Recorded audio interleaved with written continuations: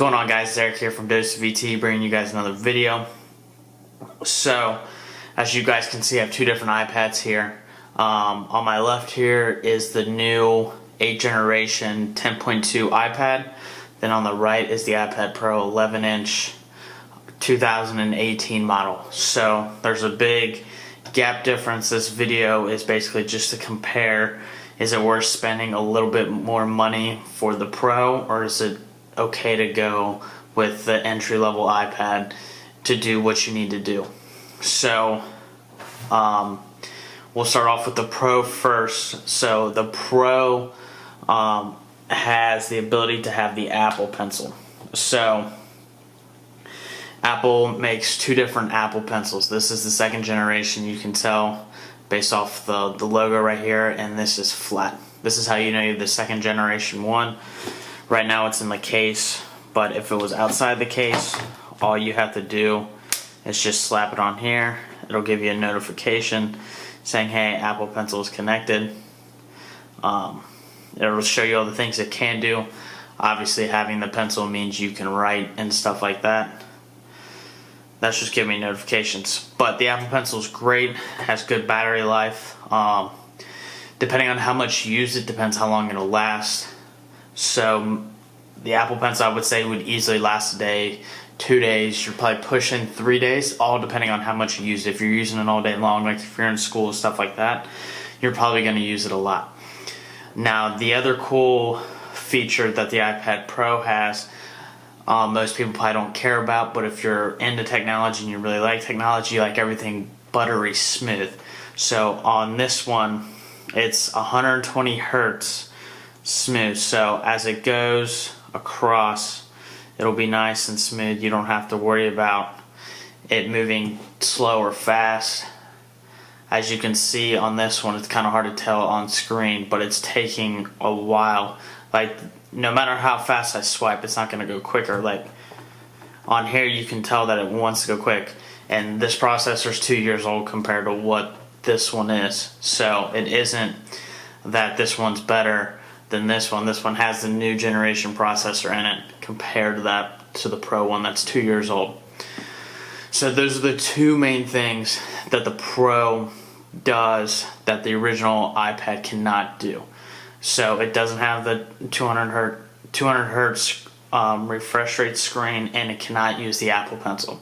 So if you're looking for something where you just want an iPad, you just want it to use to download apps, play games, watch videos, more bang for your buck here. Now let's say you want to take notes, or you want to write things down and send it to people, and you want to be able to write on your iPad, get more use out of it, have it for a long period of time, because the Pro's obviously going to have better specs, be able to last a little bit longer than something like this, then go ahead and buy that because you'll get more use out of it. Granted, you'll spend, I believe now, the 11-inch is $800 because it's 128 gigabytes. This one is only 64. So when I bought this one, I think I spent $700, roughly around there, $750, somewhere in that range when I bought it back in 2018. Now this one I got on Black Friday, so I spent $360. It's originally, I think, like $430 or something like that.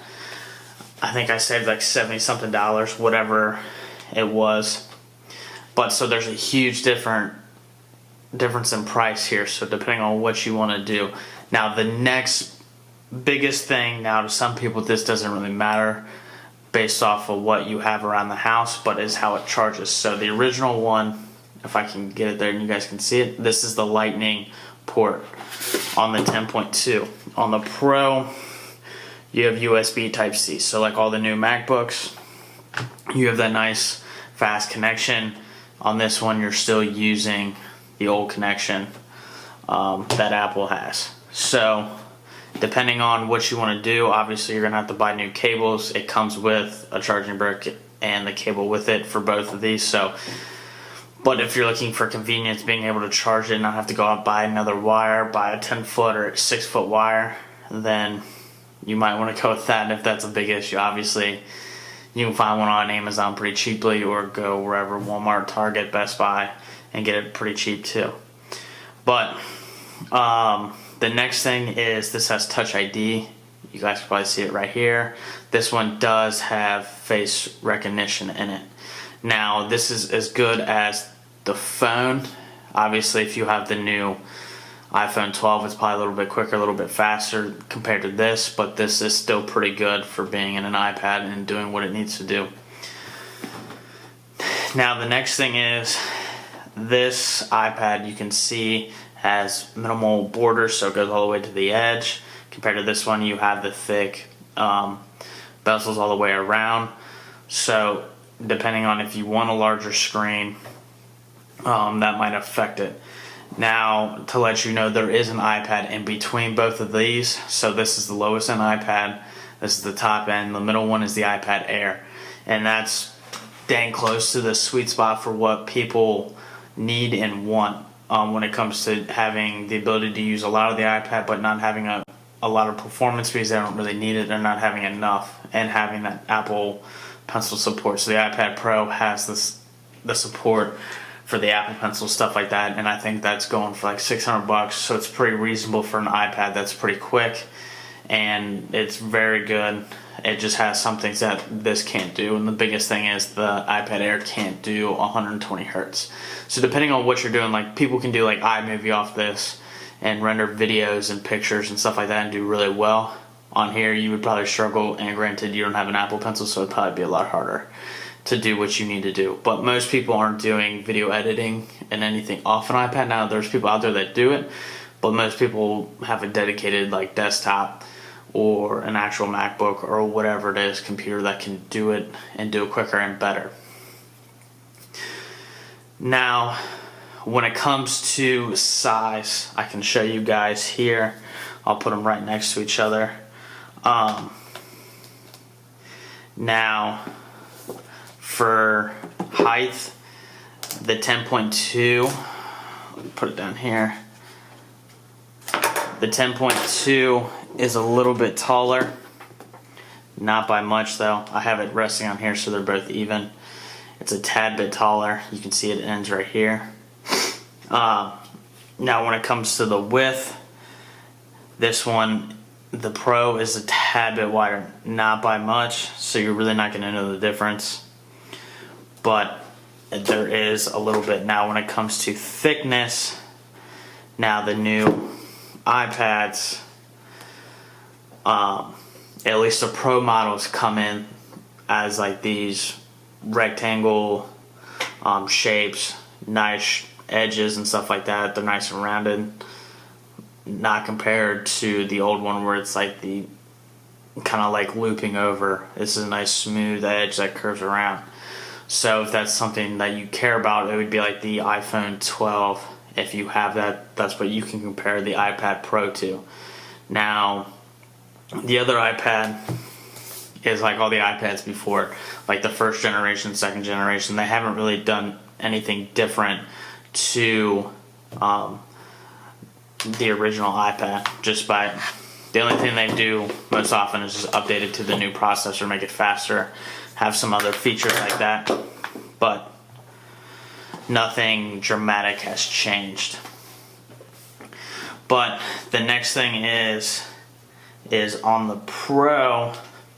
As you can see here, I'm going around, you do not see a headphone jack. So the Pro does not have a headphone jack, even though I have 2-year-old model. Even the new ones don't have the headphone jack, just to let you know. Now, the original iPad does. Let's see here, there it is, right there. That's the headphone jack. So if that's a big thing to you, then you probably want to stick with this one. But a lot of people are moving to Bluetooth headphones, so having that is actually pretty nice. So people will start to use the Pro more or whatever. Obviously you can have Bluetooth headphones for this one too. It doesn't really matter, but it's another thing to keep in mind.